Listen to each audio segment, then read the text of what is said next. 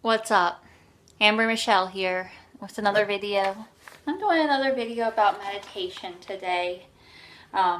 So the other day I posted a video about why you would meditate or the benefits of meditation, some of them. So today I want to talk about some tips, and I have a list again, and most of the stuff on this list I actually got from a workshop I attended a few years ago with some of the other teachers at the studio. It's Lori Rydell, I think it was Lori, Betsy, and Rachel. That were some other teachers there, and I know Lori was part of it. And if you're in the Cincinnati area, she teaches a yoga basics class every Saturday at 4 p.m. So I would definitely recommend checking that out, especially if you're a beginner at the yoga practice, because she'll just offer a really nice, non-intimidating, fun atmosphere for you to just explore your body and play with yoga poses on the mat. But anyway, moving onward to the actual video. So 12 tips for meditation and for quieting the mind. I do want to say it's not really quieting the mind, it's not clearing the mind. It's not about trying to get rid of your thoughts, because thinking is what the mind does after all. It's a natural process. It's more about just gently allowing yourself to observe the thoughts and let them go without getting caught up in them, so you can create a quiet space for yourself for your meditation.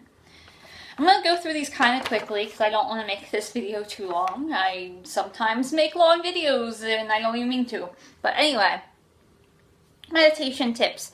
1, make it a formal practice. So you only get to the next level in meditation by setting aside specific time to be still. And this could be once a day, twice a day, however many times a day you want it to be. But just at least once a day, setting aside a time of the day that you know that you'll have time to just sit, even if just for 5 minutes, to dedicate to your meditation practice. Because it has to be practiced consistently to really reap like the whole realm of benefits. Number 2, start with the breath. Breathing deep slows the heart rate, relaxes the muscles, focuses the mind, is an ideal way to begin practice. It's always focus on the breath. If nothing else, if you're like, oh, well, Amber, I don't know how to meditate. It starts with just breathing. We all know how to breathe. You just breathe in and breathe out. And I have some other videos talking about breathing exercises if you're interested in learning more. Number 3, stretch first. Stretching loosens the muscles and tendons, allowing you to sit or lie down more comfortably. So, the asana practice, which are the poses in yoga, like what most people in the Western world think of as a yoga practice. They were originally designed to assist people in being able to sit and meditate for more comfortably, because once you've moved and kind of cleared out all the nooks and crannies of your body and stretched, and you're feeling a lot better about sitting. You're not going to have as many like aches and pains and things interfering with your ability to focus on your meditation. Number 4. Experiment. So just try different things. They always like to say the right way to meditate is the way that works for you. And the only way to know what the right way or the way that works for you to meditate is to experiment and try things. So try sitting, try lying down, try doing it with your eyes closed or with your eyes open. Maybe try focusing with your eyes open, staring at one specific object the whole time. You can try visualization meditations, affirmation meditations. There are so many ways that you can try meditating. So just be open-minded and just experiment with all different kinds to see what works best for you. Number 5, pick a specific room in your home to meditate, and try to make it a room that's kind of separate from other things going on in the house. So maybe not the kitchen, not the living room, like a separate space, preferably somewhere that you don't work at, although I kind of use my meditation space for everything. Yoga, work, whatever. But I love my work, so it's okay, I guess. But, you know, what I'm saying, you know, try to set it up in a way that feels good to you. Maybe have some candles set up, or like I have my tapestries and mandalas and things that, you know, I have an altar, things that inspire me. So like making it a really nice space, maybe lots of windows and natural lighting. You know, whatever it is, it could even be like indoors or outdoors, if you live in a climate, you know, that's allowing you to meditate outdoors. But just having a specific room can be really helpful for meditation and for sticking to meditation. Number 6, commit for the long haul. Meditation is a lifelong practice, and you will benefit most by not examining the results of your daily practice. Just do the best you can every day, and then let it go. But again, you have to be consistent. If you do it for a few days and then you don't do it again for a month, you'll get some benefits, but to really get the benefits of meditation, like, you really want to try and make it a daily practice, and just to stay dedicated to that practice and find ways to enjoy that practice and make it a part of your day that you look forward to. Number 7, listen to instructional tapes and CDs, or smartphone apps work as well.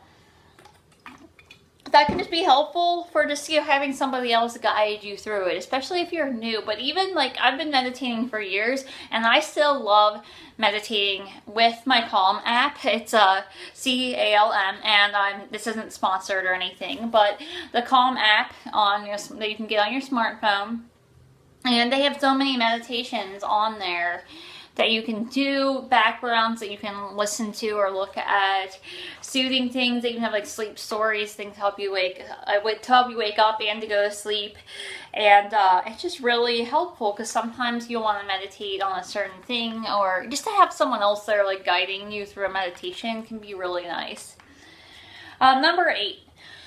Generate moments of awareness during the day. So you don't have to limit your meditation practice to always just sitting and meditating. Now, this isn't to say that it's a substitute for not taking your meditation practice that you do each day at home, but just another way to kind of extend your meditation practice, if you will. So like finding your breath and being present while not in formal practice is a wonderful way to evolve your meditation habits. I kind of like to think of this as just like stopping to smell the roses.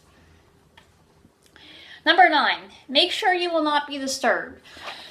So the worst thing, and this happens sometimes, like I have cats, you know, and you're in your meditation and you start getting really deep into your meditation, and then a cat jumps on you, or someone opens a door and says, "Hey, Amber, what's up?" And you're like, okay, there went that.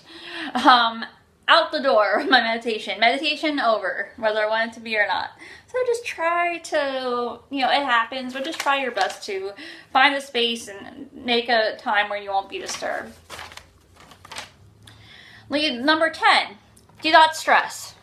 This is supposed to help relieve stress. So whatever you do, just try to not stress about your meditation practice. Don't have expectations going into what you want it to be or what you think it should be, or tell yourself belittling comments like, "I'm not a good meditator," or "I suck at this." Like, really try to avoid doing that, and to just go with it and just go with the flow. Like, go with trying to control it and what you think it is, what you think it should be, and just let it be and just appreciate it for what it is, whatever it is at that time to you. 11, do it together. Sometimes meditating in a group with a partner, a loved one, or even just in a group of people, if you can find like a meditation in your community or something, I really recommend attending it. Oftentimes they're free or offered by donation. We have some at World Peace Yoga where I teach. I lead one of them. But anyway, just, you know, sometimes meditating alone is great, but there's a different dynamic or a different type of energy when you're meditating with others, and it's also kind of motivating, because when you know others are doing it too, it just feels like you're more likely, you have more of incentive to stay in the meditation longer, or to really not try too hard, but to give it some effort. So if you're interested in this too, so if you're in Cincinnati, Ohio, I offer a free offer by donation group meditation class every Thursday night, 6:30 to 7:30 p.m. at World Peace Yoga. And then last but certainly not least, number 12, meditate early in the morning. I'm a big fan of this one because I am a morning meditator.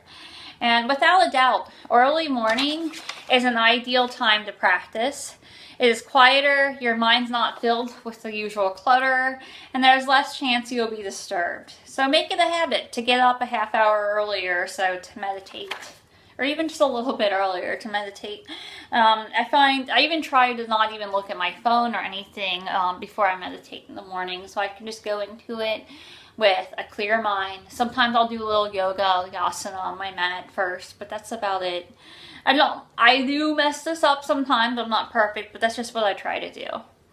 So anyway, those are some tips to get you started with your meditation practice or to help you continue. So I hope it was helpful to you, and like this if you liked it, subscribe for more content. I would really, really like it if you do. And go meditate and just experience the inner peace and that we all have the ability to grasp. And it's just a beautiful thing because it's there available to all of us. But all right, I will see you next time. Peace.